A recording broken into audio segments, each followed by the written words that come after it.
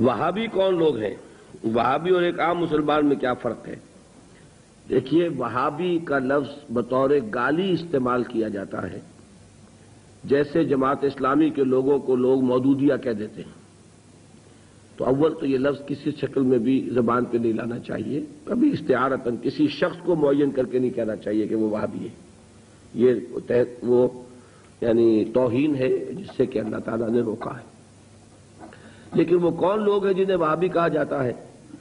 نجد میں آج سے تقریباً 250 سال پہلے ایک شخصیت پیدا ہوئی، محمد ابن عبد الوہاب۔ انہوں نے دین کی خدمت کی، دین کی اصلاح کا کام کیا، جو بھی مسلمانوں میں غلط چیزیں رائج تھیں، مشرکانہ اعتقادات، بدعات، ان کا قلاقمہ کیا اور ایک تحریک شروع کی۔ اس کا پھر معاہدہ ہو گیا آل سعود کے ساتھ کہ آل سعود ایک ابھرتا ہوا قبیلہ تھا یہ، تو ان دونوں کا معاہدہ یہ ہو گیا کہ ہم مل جل کر کام کرتے ہیں، اگر حکومت کو ہم قائم کر لیں تو اس کی حکومت، اس کا انتظام جو ہے دنیاوی، وہ آل سعود کے پاس رہے گا، اور اس کے دینی معاملات جو ہیں وہ آل شیخ کہلاتے ہیں، وہ اب شیخ محمد بن عبد الوہاب کے خاندان کے پاس۔ اس طرح یہ سعودی ڈائنیسٹی شروع ہوئی۔ پہلے نجد میں حکومت بنی، پھر انہوں نے حجاز کو بھی فتح کر لیا، تو حرمین شریفین بھی انہی کے زیر انتظام آ گئے۔ تو یہ جو ایک سلسلہ چلا ہے، تو اب ان میں محمد ابن عبد الوہاب رحمۃ اللہ علیہ نے جہاں بہت اچھے کام کیے، وہاں ایک پہلو ایسا بھی تھا جس پہ اختلاف پیدا ہوا۔ انہوں نے تصوف پر بڑی شدید تنقیدیں کی، اور اس میں کچھ میں سمجھتا ہوں کہ جیسا ہوتا ہے، کوئی جب بھی ریفارمر کھڑا ہوتا ہے، کوئی مصلح، تو جذبات میں آ کر بعض اوقات سخت باتیں بھی کہہ دیتا ہے۔ تو اس طرح کی کچھ باتیں بھی انہوں نے فرمائی ہیں۔ اس کا رد عمل ہندوستان میں خاص طور پر ہوا، اور انگریز نے وہاں پر جو شہیدین کی تحریک تھی، شاہ اسماعیل شہید اور سید احمد بریلوی رحمۃ اللہ علیہ، ان کی جو تحریک تھی، اس کو بدنام کرنے کے لیے یہ کہہ دیا کہ یہ انہی وہابیوں کے پیروکار ہیں، اور ہمارے ہاں بعض علماء نے پھر ان کی مخالفت اسی وجہ سے کی اور فتوے دیے ان کے خلاف۔ تو اب یہ لفظ جو ہمارے ہاں بریلوی مکتب فکر کہلاتا ہے، اس کی سب سے بڑے گالی ہے جو وہ دے دیتا ہے۔ وہ دیوبندیوں کو بھی وہابی کہہ دیں گے، وہ تو اب گالی دینے کی بات ہوئی نا، تو گالی دینی ہے تو دے دو جو چاہے۔ حالانکہ دیوبندی مکتب فکر کے علماء محمد ابن عبد الوہاب کی ہر بات کو نہیں مانتے، بلکہ وہ خود بھی تنقیدیں کرتے ہیں ان پر کہ ان معاملات میں انہوں نے حد اعتدال سے تجاوز کیا ہے۔ میں اس وقت فیصلہ نہیں کر رہا کون سی بات اور صحیح ہے یا نہیں ہے، میں صرف بات آپ کو بتا رہا ہوں کہ دیوبندی علماء کو بھی ان سے کچھ اختلافات ہیں۔ ہاں، ہمارے ہاں جو اہل حدیث حضرات ہیں وہ ان کے خیال سے کلیتاً جو ہیں وہ متفق ہیں۔ اب ہمارے ہاں کیا ہوتا ہے کہ جس کو بھی بدنام کرنا ہو عوام کی نگاہوں میں، اسے کہہ دو وہابی ہے۔ اس کا ایک لطیفہ بھی بیان ہوتا ہے، جبکہ ہندو بھی تھے، اور ہمارے پاکستان میں کہتے ہیں کہ ایک جگہ پر کوئی بنیا تھا، وہ مولوی صاحب جو تھے وہ اس سے سودا لیتے رہتے تھے قرض پر۔ ایک موقع پہ آ کے بنیے نے کہہ دیا کہ مولوی صاحب اب آپ کو میں سودا مزید نہیں دوں گا، پہلا حساب چکا دیجیے۔ تو انہوں نے واعظ میں کہہ دیا کہ فلاں شخص سے شنکر لال سے اب سودا نہ لو مسلمانوں، وہ وہابی ہو گیا۔ لوگوں نے اس کا بائیکاٹ کر دیا، تو اس نے ہاتھ جوڑ دیا آ کر۔ تو وہابی اس معنی میں اب گالی کے طور پر لفظ استعمال ہو رہا ہے۔ اللہ تعالیٰ مجھے اور آپ کو اس سے بچائے۔ محمد ابن عبد الوہاب رحمۃ اللہ علیہ نے بہت کام اچھے کیے۔ اس عرب میں بھی بہت شرک ہو رہا تھا، قبر پرستی ہو رہی تھی، یہاں تک کہ جو یمن سے حاجی آتے تھے، طائف سے گزرتے ہوئے حضرت عبداللہ ابن عباس کی قبر چونکہ طائف میں ہے، پہلے اس کا طواف کرتے تھے، پھر جاتے تھے خانہ کعبہ کے طواف کے لیے۔ تو انہوں نے ان تمام چیزوں کو ختم کیا ہے، اور ابھی تک تو انہی کے اثرات تھے اصل میں کہ جو سعودی عرب میں چل رہے ہیں۔ اب جو نئی نسل ابھر آئی ہے تو وہ آل شیخ کا عمل دخل جو ہے وہاں بہت کم ہو گیا ہے۔ آگے حالات کیا ہوتے ہیں تو اللہ کے علم میں، یہ ہے اصل شے، تو اس کو جو حقیقت ہے اسی تک رکھنا چاہیے۔ میں ان ائمہ میں دو بنیادی قسمیں ہیں، ایک محدثین اور ایک فقہاء۔ محدثین، ان کا کام کیا تھا؟ قرآن تو اللہ نے خود جمع کر دیا تھا، میں پہلے دن بیان کر چکا ہوں حضور کے سیرہ مبارک میں۔ حضور نے صحابہ کو اسی ترتیب سے قرآن پڑھا دیا، اور سینکڑوں صحابہ نے یاد کر لیا۔ پھر جو کمی اگر رہ گئی تھی کتابی شکل میں حضرت ابو بکر لے آئے، پھر اگر اس میں کوئی فرق پڑ رہا تھا پڑھنے کے انداز میں تو ایک کتابت کے اوپر جمع کر دیا حضرت عثمان نے، بات ختم ہو گئی۔ خلافت راشدہ میں قرآن کا معاملہ تو محفوظیت کی آخری درجے کو پہنچ گیا۔ اب اصل مرحلہ کیا تھا؟ حضور کے اقوال مبارک کو جمع کرنا۔ صحابہ ہیں منتشر ہو گئے ہیں، کوئی صحابی کوفے چلے گئے، کوئی صحابی دمشق چلے گئے، کوئی کہیں چلے گئے، کوئی کہیں چلے گئے۔ اب ان سب کے پاس، کسی کے پاس اتنی احادیث، کسی کے پاس اتنی احادیث، ان کو جمع کرنے کا کام، پھر چھان پھٹک کرنے کا کام، پھر مرتب کرنے کا کام یہ کس نے کیا؟ محدثین کرام نے۔ بہت بڑے محسن ہیں اس امت کے محدثین کرام، پوری زندگیاں کھپائیں۔ ایسا بھی ہوا ہے ایک محدث مدینے سے چلتے ہیں، انہیں معلوم ہوتا ہے کہ ایک صحابی دمشق میں ہے، ایک حدیث وہ بیان کرتے ہیں، ذرا باریک بات ہے سمجھ لیجئے گا۔ ان کو وہ حدیث معلوم تھی، لیکن وہ حدیث 3 راویوں کے راستے سے آ رہی تھی، ان کے پاس جو حدیث تھی وہ 2 راویوں کے حوالے سے تھی۔ اب وہ جاتے ہیں اور وہ دمشق کا سفر کرتے ہیں صرف اس حدیث کو سننے کے لیے، سواری سے اترتے بھی نہیں۔ میں نے سنا ہے آپ حضور کی یہ حدیث بیان کرتے ہیں، جی ہاں، ذرا مجھے سنا دیجئے۔ سنا دیا، ویسے ہی اپنے اونٹ کی جو ہے گردن موڑ لی کہ واپس، بھائی اترو، ٹھہرو، قیام کرو۔ نہیں، میں صرف ایک حدیث رسول تم سے سننے کے لیے آیا تھا، میں اپنے اس سفر میں کوئی اور مقصد جمع نہیں کرنا چاہتا۔ یہ کام کیا محدثین نے۔ لوگ سمجھتے ہیں جیسے کہ ڈرائنگ رومز میں بیٹھے ہوئے آرام سے کتابیں پڑھتے ہیں، شاید ایسے ہی محدثین کا کام تھا۔ انہوں نے جس طرح زندگیاں لگائی ہیں اور جس طریقے سے حدیث کو جمع کرنے کے لیے مشقتیں جھیلی ہیں، اس کا آج ہم تصور نہیں کر سکتے۔ اچھا، وہ تو محدثین کرام ہیں، ان میں بھی اب ایک کا نام نوٹ کر لیجئے، چوٹی پہ کون ہے؟ امام بخاری، امام مسلم، امام ترمذی، امام احمد ابن حنبل، امام ابن ماجہ، امام ابو داؤد، سب ہیں، لیکن چوٹی پر رئیس المحدثین کون ہے؟ امام بخاری۔ اچھا، اب تیسرا طبقہ ہے ہمارے ہاں، دوسرا، وہ ہے فقہا۔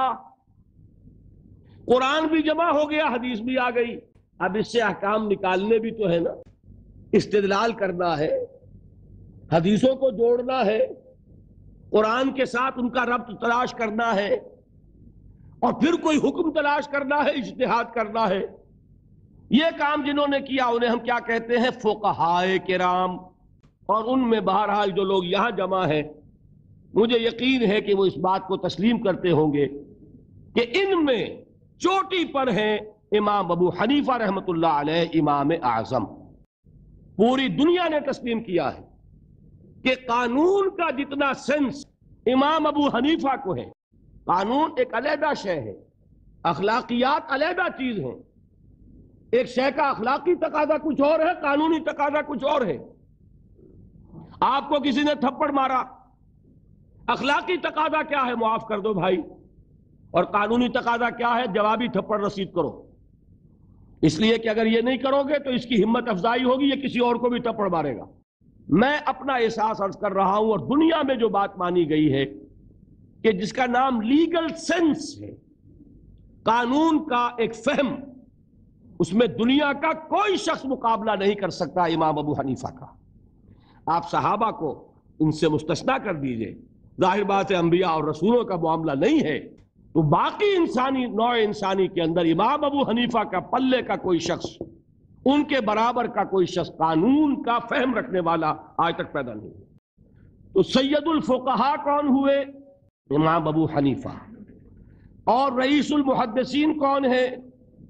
امام بخاری۔ یہ ساری جو میں نے اس وقت آپ کو تمہید بیان کی، وہ اس مسئلے کے لیے پریشان کن مسئلہ یہ ہے کہ امام ابو حنیفہ کی طرف یہ بات منسوب ہے کہ وہ یہ فرماتے ہیں الایمان قول، ایمان نام ہے صرف قول کا، عمل اس میں زیر بحث نہیں آتا۔ ولا یزید ولا ینقص، وہ ایمان نہ گھٹتا ہے نہ بڑھتا ہے۔ اب دوسرا سٹیٹمنٹ سنیے، وہ ہے امام بخاری کا، رئیس المحدثین کا، الایمان قول وعمل، ایمان نام ہے قول اور عمل کے مجموعے کا۔ قول اور عمل دونوں چیزیں ایمان میں شامل ہیں۔ وَيَزِيدُ وَيَنْقُصُ، وہ گھٹتا بھی ہے بڑھتا بھی ہے۔ ایک مسلمان کو پریشان ہو جانا چاہیے کہ نہیں؟ ایمان جیسی بنیادی بات، سارا قصر تو یہیں سے تعمیر ہونا ہے۔ جڑ بنیاد ایمان ہے۔ ایمان کے بارے میں کوئی 14ویں صدی کے 15ویں صدی ہجری کے کوئی علماء ہو، بڑے سے بڑے ہو، ان کا اختلاف ہو جائے تو تشویش نہیں ہوگی۔ یہ کن کے درمیان اختلاف ہو رہا ہے؟ رئیس المحدثین امام بخاری اور سید الفقہاء امام ابو حنیفہ۔ اور کتنا بنیادی اختلاف، بظاہر متضاد باتیں، بظاہر کہہ رہا ہوں میں، تو یہ تو معلوم ہوتا ہے کہ بہت زبردست اختلاف ہے جو حل نہیں ہو سکے گا۔ اللہ تعالیٰ کا شکر ادا کرتا ہوں، اس نے اس کا حل سمجھایا۔ اور کیسا سمجھایا؟ میں پورے انشراح صدر کے ساتھ کہہ رہا ہوں، اس میں کوئی تصنع نہیں، کوئی تکلف نہیں۔ میرے نزدیک دونوں باتیں 100% درست ہیں۔ یہ نہیں کہ 50% یہ درست 50% وہ درست، نہیں، یہ بھی 100% درست، یہ بھی 100% درست۔ فرق کیا ہے؟ محل مختلف ہے۔ امام ابو حنیفہ قانونی ایمان کی بات کر رہے ہیں اور امام بخاری حقیقی ایمان کی بات کر رہے ہیں۔ قانونی ایمان کے اعتبار سے 100% درست ہے یہ بات کہ وہ صرف قول ہے، عمل نہیں، زیر بحث آئے گا۔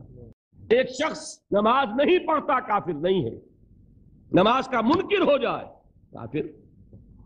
زکوٰۃ نہیں دیتا فاسق ہے، فاجر ہے، کافر نہیں ہے۔ زکوٰۃ کہہ دے کہ ہے ہی نہیں دین میں، کافر۔ تو معلوم ہوا کہ قانونی ایمان جس پر دار و مدار ہے کفر اور اسلام کا، اس کا کل دار و مدار صرف قول پر ہے، اقرار باللسان پر ہے۔ یہ بات آپ نے سنی ہوگی، امام ابو حنیفہ کا قول ہے 100% درست کہ گناہ کبیرہ سے بھی انسان کافر نہیں ہوتا۔ کبیرہ گناہ ہے، شراب پی ہے، کافر نہیں ہے، حد لگا دو۔ حضرت عمر نے اپنے بیٹے پر حد جاری کی۔ ایک مرتبہ مصر میں حد جاری ہو چکی تھی، لیکن حضرت عمر کو احساس ہوا کہ وہاں شاید رعایت کی گئی ہوگی خلیفہ کے بیٹے پر حد جاری کرنے میں، لہذا پھر بلایا اپنے پاس اور دوبارہ حد جاری۔ اگر کسی سے زنا ہو گیا ہے، میں آپ کو واقعہ سنا چکا، غامدی خاتون کہ ذرا کسی نے کہہ دیا بے حیا عورت تھی، تو حضور نے کیسی ڈانٹ پلائی ہے، کتنا اس کا رتبہ بیان کیا ہے۔ اس نے تو وہ توبہ کی ہے کہ مگر مدینے کی پوری آبادی پر اس کو تقسیم کر دیا جائے تو سب کی نجات کے لیے کافی ہو جائے۔ البتہ حقیقی ایمان، اب یہاں زمین و آسمان کا فرق آ جائے گا۔ ایمان دل میں اتر جائے تو کون نہیں جانتا کہ دل میں جو بات اتر جائے وہ عمل پر ضرور اثر انداز ہوتی ہے۔ یہ بات سیدھی سی ہے، دل میں یقین ہو، عمل اس کے مطابق ہوگا۔ 2 اور 2 4 کی طرح مثالیں دے دوں آپ کو یقین ہے آگ جلاتی ہے، آپ ہاتھ ڈالتے ہیں اس میں، کیوں؟ یقین ہے کہ جلاتی ہے، لہذا کوئی شخص ہاتھ نہیں ڈالے گا۔ غلطی سے پڑ جائے تو پڑ جائے، جان بوجھ کے کون ڈالے گا؟ اچھا، میں بلکہ یہاں تک کہا کرتا ہوں کہ یقین تو بڑی دور کی شے ہے، گمان بھی ہو، گمان، اس کا نتیجہ بھی عمل میں نکل آتا ہے۔ کون شخص نہیں جانتا کہ سارے سانپ زہریلے نہیں ہوتے؟ معلوم ہے نا، لیکن جو سانپ ہے پتہ نہیں کم بخت یہ زہریلا ہے کہ نہیں؟ یقین نہیں ہے کہ یہ زہریلا ہے، ہو سکتا ہے کہ زہریلا ہو، صرف ظن ہے نا، آپ قریب پھٹکتے ہیں اس کے۔ معلوم ہوا کہ یقین تو بڑی شے ہے۔ کیا دل میں یہ یقین ہو کہ اللہ ہے اور مجھے دیکھ رہا ہے اور مجھے اس کے حضور میں حاضر ہونا ہے، پھر بھی آپ شراب پی سکیں گے؟ بتائیے۔ اگر چوراہے پر کانسٹیبل کھڑا ہے، آپ نے دیکھ لیا، ساتھ ہی آپ نے دیکھا ایک کونے میں موٹر سائیکل لے کر تیار سارجنٹ بھی کھڑا ہے، آپ کی گاڑی صحیح جگہ آ کے رک جائے گی نا، 1 انچ آگے نہیں بڑھے گی۔ اور اگر آپ نے دیکھا کہ چوراہا خالی ہے، کوئی دیکھنے والا ہے نہیں، تو اچھے بھی دائیں بائیں دیکھ کے نکل جاتے ہیں کہ نہیں؟ آدمی اپنے آپ کو دھوکہ دیتا ہے، بھائی یہ سارے ٹریفک رولز بچاؤ کے لیے ہے نا، تو دور دور تک کوئی ٹریفک نہیں ہے، خامخواہ کھڑا رہوں میں یہاں کائے کے لیے؟ لیکن دور دور تک کوئی ٹریفک نہ ہو لیکن سارجنٹ کھڑا ہو، پھر آپ پابندی کریں گے کہ نہیں؟